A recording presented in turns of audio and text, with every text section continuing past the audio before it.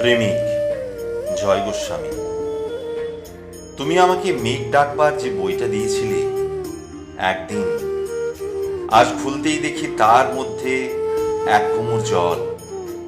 পরের পাতায় গিয়ে যে এক নদীর অংশ হয়ে দূরে বেঁকে গেছে। আমাকে তুমি উদ্ভিদ ভরা যে বইটা দিয়েছিলে, আজ সেখানে এক পাও এগোনো যাচ্ছে না, এত জঙ্গল। গাছগুলো এত বড় হয়েছে যে মাটিতে আলো আসতে দিচ্ছে না।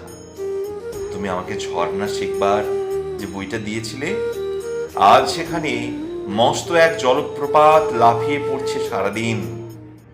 এমনকি তোমার দেওয়া পেজ মার্কের সাদা পালকটাও যে বইতে রেখেছিলাম, সেখানে আজ কত সব পাখি উড়ছে, বসছে, সাঁতার কাটছে।